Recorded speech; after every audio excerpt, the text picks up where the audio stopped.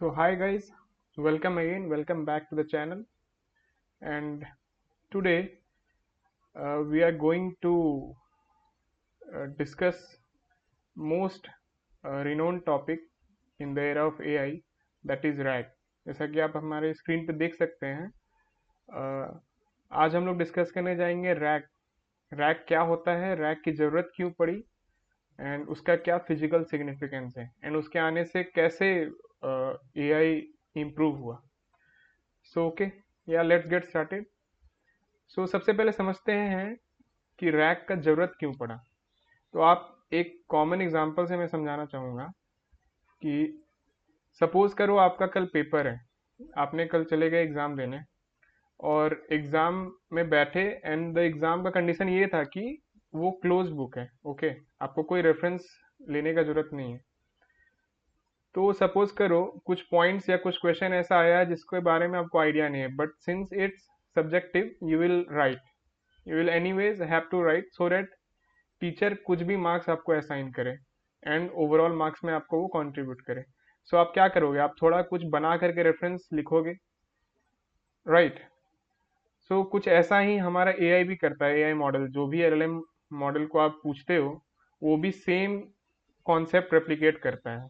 होता ये है कि जब एआई को अगर नहीं पता है पूरा कॉन्टेक्स्ट, तो वो क्या करेगा, वो कुछ से कुछ अपना बना करके आंसर देगा। Okay, and they will pass it on to the as a response to user, and this is called hallucination. और ऐसा क्यों होता है, क्योंकि कॉन्टेक्स्ट जो हमारा नॉलेज बेस रहता है वो इतना वास्ट रहता है कि वो एआई को याद नहीं कर पाता है, या कोई भी प्रिसाइज इंफॉर्मेशन अगर आप एक्सपेक्ट करोगे उससे देना तो वो नहीं दे पाएगा। क्यों? क्योंकि वो एक जनरल नॉलेज बेस जो कि ऑल ओवर इंडिया का है डेटा, उस पर वो ट्रेन रहता है, राइट। एंड अब उससे मुश्किल ये होता है कि वो प्रिसाइज जो जैसा एक्यूरेसी आप एक्सपेक्ट कर रहे हो कोई पर्टिकुलर ऑर्गेनाइजेशन के बारे में या कोई पर्टिकुलर डे के बारे में, वो नहीं दे पाएगा। Same applies to that student which appeared in the exam. वो भी अगर बहुत वास्ट ऊपर ऊपर से पढ़ के गया है और आप एक्सपेक्ट करोगे क्वेश्चन के थ्रू कि वो एकदम प्रिसाइज आंसर दे, वो नहीं दे पाएगा, वो भी हेलुसिनेट कर जाता है। So for that reason RAG came into picture. अब इसका एडवांटेज क्या होता है, so we will see that. Okay, so for that part I have made one website जहाँ पे आपको पूरा क्रिस्टल क्लियर कॉन्सेप्ट दिखेगा। Okay, kind of visually appealing रहेगा एंड सारा चीज प्रैक्टिकली दिखेगा, right. So let's get into it. So ये आपका वेबसाइट है जिसमें सबसे पहले दिख रहा है आपको meet RAG the open book brain of AI.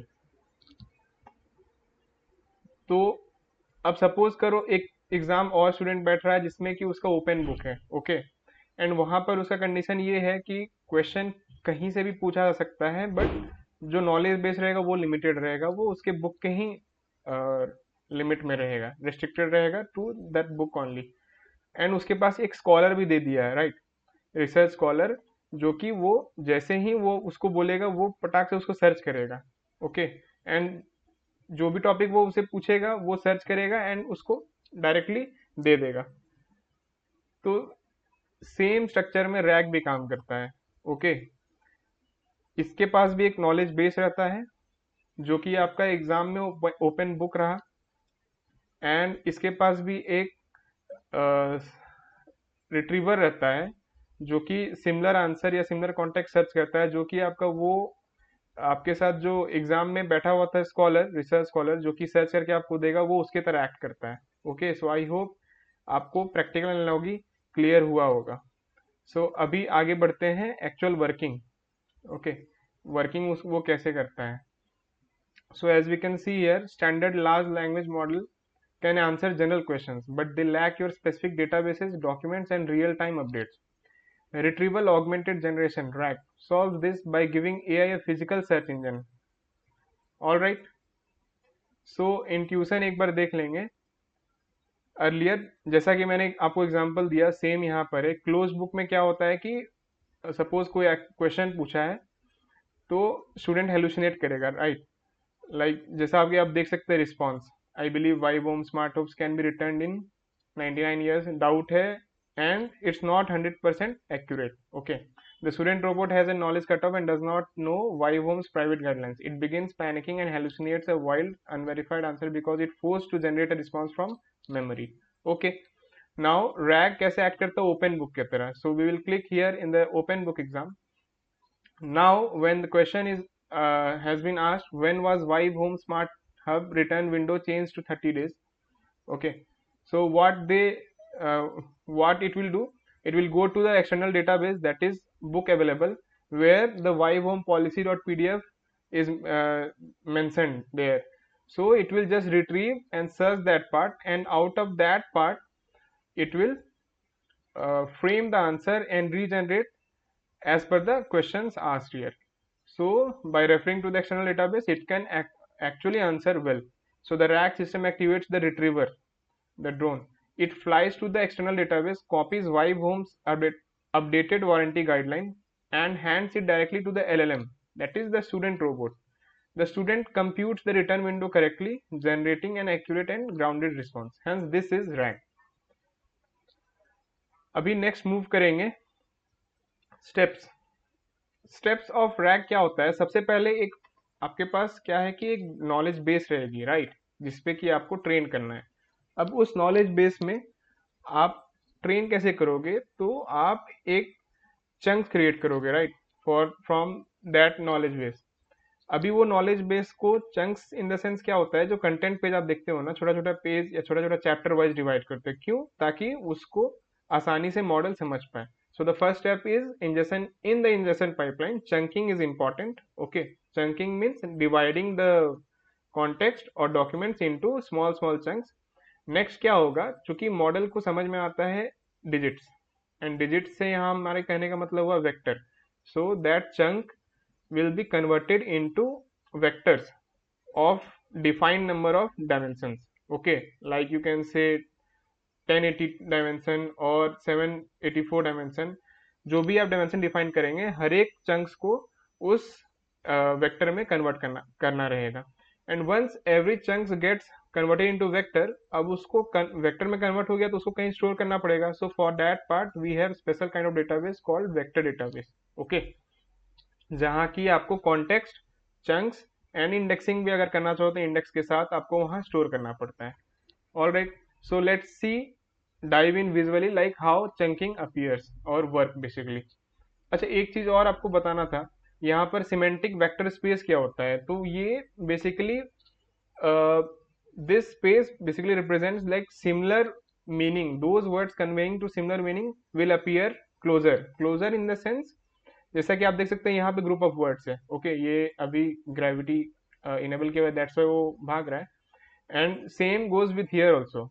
These three set of words. Alright, and अभी आप देखेंगे कि उसमें क्या क्या है, तो सारा सिमिलर मीनिंग अपीयरिंग वर्ड्स एक साथ रहते हैं.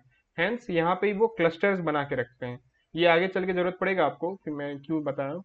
तो suppose if you see this, all the green dots are chef, bakery, sauté, these are all related to food items, and then blue part, if you will see, these are related to biological gene like nucleus, RNA, enzyme. And same for the uh, uh, sky blue color, satellite and other astronomical part. These are related to astronomical part. Okay, so once if we just map or make semantic cluster, so words close to each other will have the same set or will make similar cluster. Okay, let's keep it. After enabling gravity, you can see here they will go to same cluster. Okay, so this one is called as a semantic vector space. Now what I have discussed it,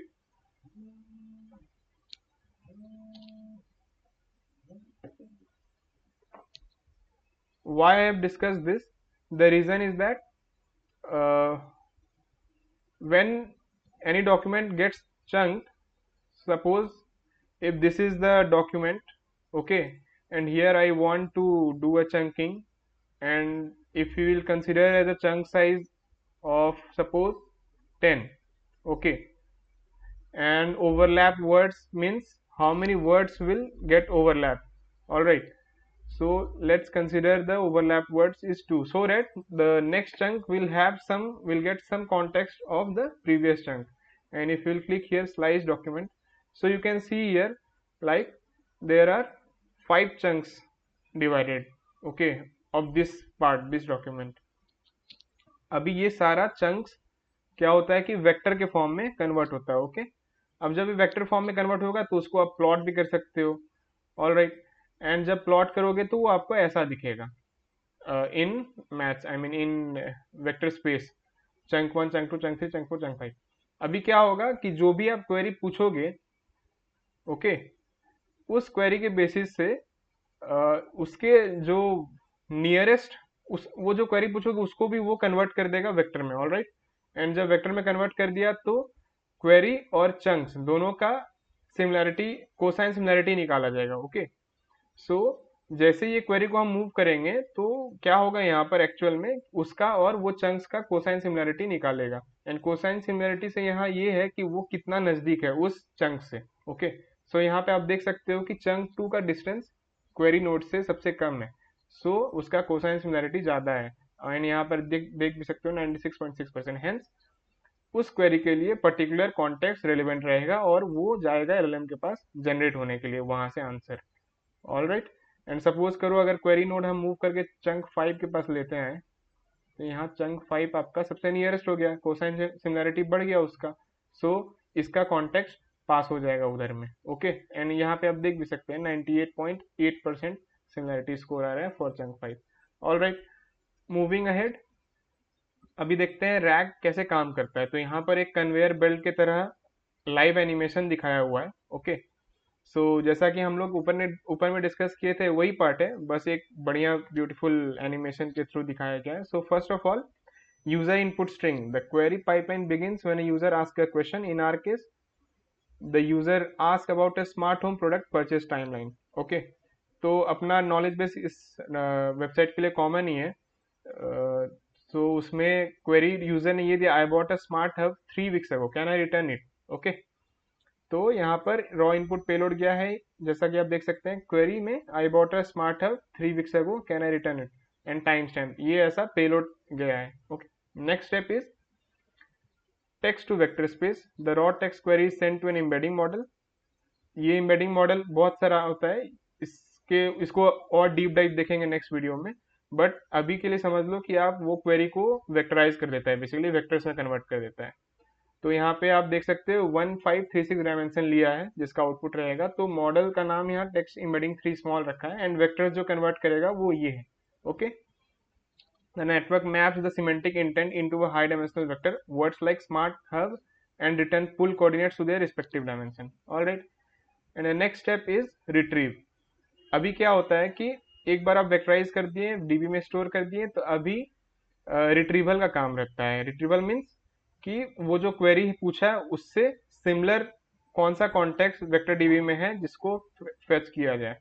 तो the system queries vector database performing a cosine similarity match against document embeddings, the chunk matching physical hardware and return timelines has the highest coordinate proximity. And obviously जो भी उसका relevant context रहेगा उसका similarity score maximum रहेगा। तो यहाँ पे आप जैसा देख सकते हैं सिमिलरिटी 97.4% है रिटर्न पॉलिसी का डॉक्यूमेंट्स में जाकर के, तो वो उसको पास किया, ओके। एंड अब क्या होगा कि प्रॉम्प्ट जो है उसके थ्रू कंस्ट्रक्ट करेगा, ऑगमेंट करेगा बेसिकली वो कॉन्टेक्स्ट, और वो क्वेरी मॉडल्स में दे दिया। अब प्रॉम्प्ट इंजीनियरिंग लाके बेसिकली वहां से जेन एआई इंजीनियरिंग स्टार्ट हो जाता है, ओके। तो constructing the prompt, the system merges the original question and the retrieve database context into a highly structured augmented prompt template that instructs the model to rely only on the provided facts, okay। अब यहाँ पे देख सकते हैं system answer the question using only context, और context यहाँ पर ये ऐसा प्रॉम्प्ट टेम्पलेट पहले से ही एलएलएम को दिया हुआ था। और कॉन्टेक्स्ट में यहाँ पर आया हुआ hardware products have a 30-day return window, query I bought a smart hub 3 weeks ago, can I return it. तो इसको ये सारा मिल गया। अब लास्ट में एलएलएम उसको लेकर के इनपुट के ऐसा इनपुट विंडो में दोनों को डालेगा और फाइनल एलएम आउटपुट दे देगा। The LM reads the context, calculates that 3 weeks equals 21 days, alright, and type writes mathematically sound completely accurate answer. And hence यहाँ से हम लोग बोल सकते हैं कि RAG outperforms the AI और gen AI part using the same LLM which earlier was not using the knowledge base. यहाँ पे restricted knowledge base को दे करके हम लोग रैक से और स्मार्ट आंसर करा सकते हैं अपने अपने काम के लिए. Okay, that's it. अब यहाँ पर आप देख सकते हो ये बेसिकली कोसाइन सिमिलरिटी के बारे में बताया है, जहाँ पर दो वेक्टर रहते हैं जिसका डायमेंशन Q1 है. सपोज करो यहाँ पर क्वेरी कोऑर्डिनेट्स चेंज कर सकते हैं. यहाँ पर दो है बेसिकली एक्स और वाई पकड़ा हुआ है. ऑलराइट, तो फर्स्ट क्वेरी रहता है. क्वेरी का कोऑर्डिनेट्स को अगर यहाँ पे हम कुछ भी रख दें 0.7 and suppose let's say 0.2 second मतलब Y axis, and same document का कोऑर्डिनेट जो रहेगा वो भी टू एक्सिस रहेगा, एक्स और वाई. इसका भी कुछ रख देते हैं वैल्यू. ओके, तो अब ये दोनों में कितना सिमिलरिटी रहेगा, तो कोसाइन एंगल इज 0.983, मतलब ये लगभग मोस्टली सिमिलर ही रहेंगे, और डॉट प्रोडक्ट है 0.3. ओके, एंड सपोज करो यहाँ पर सारा सेम रख देते हैं तो ये 1 रहेगा. लेट्स सी, हाँ cosine angle is 1. Okay, cosine angle 1 कब होता है, जब कॉस 0 रहता है, मतलब दोनों पैरेलल है, मतलब सिमिलर है. एंड 0 कब रहेगा, जब एकदम अपोजिट रख देंगे उसको, जब 90 डिग्री रहेगा. Let's try.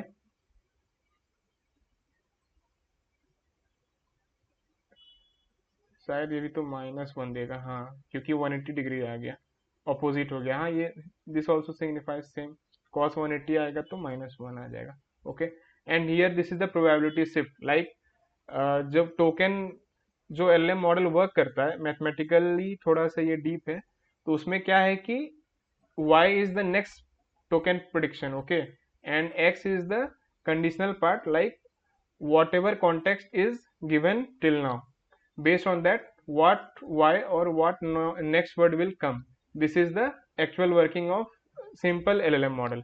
अब उसको रैग क्या करता है कि उसका जो इनपुट टोकन है वो तो रहेगा ही, साथ में z एक और पैरामीटर इंट्रोड्यूस करता है जिसको बोलते हैं कॉन्टेक्स्ट, जो कॉन्टेक्स्ट विंडो जो आपका वेक्टर डीबी से आता है. Based on x and z, what will be the next predicted word or output. Hence यहाँ पर आप देख सकते हैं कि ग्राउंडेड रैग में z जो है डिस्ट्रीब्यूट हो जाता है. Basically without rag the LLM has to search its entire parameter space, creating a broad flat probability distribution with high entropy. Okay, guessing, that is, it signifies guessing. Incorporating context z concentrates the probability mass into a sharp spike on verified answers. Correct. Okay, यहाँ पर एक sandbox है. Alright, आप यहाँ पे 3 context यहाँ देख सकते हैं नॉलेज बेस.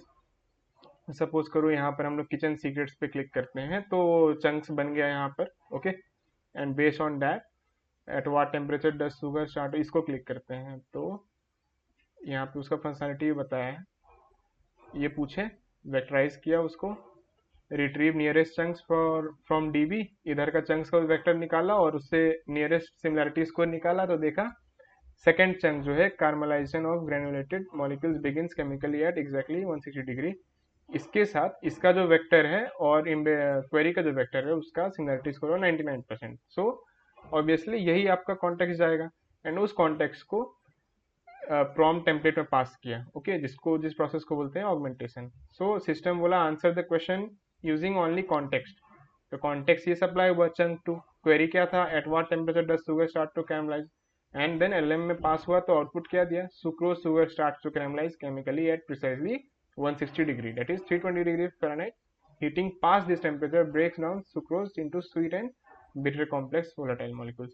हेंस इस तरह से आपका रैग वर्क करता है. ओके, अब क्या है कि रैग ये एकदम नई रैग है. ओके, ये बहुत पहले का इन्वेंशन था, उस टाइम बहुत बूम करता है. अभी बहुत सारा टाइप्स आ गया है रैग का, जहां पर कि आपका चंकिंग का स्ट्रेटजीज है, उसका बहुत सारा मेथड है, उसको यूज करते हैं ये लोग. रिट्रीवल का स्ट्रेटजी है, सर्चिंग का है, बेसिकली एम्बेडिंग कैसे करते हैं. तो सारा ग्रुप्स को, सब ब्लॉक्स का कॉम्बिनेशन एक बना है. डिफरेंट टाइप्स ऑफ रैग्स आपके पास अवेलेबल रहते हैं. तो नेक्स्ट वीडियो में हम लोग देखेंगे क्या क्या अदर ऑप्शंस है, मतलब टाइप्स ऑफ रैग्स क्या है, based on architecture also and based on use case also. Okay, so I hope आपको ये वीडियो बढ़िया लगा होगा, एंड अगर बढ़िया लगा है तो प्लीज़ लाइक करें, कमेंट करें, सब्सक्राइब करें.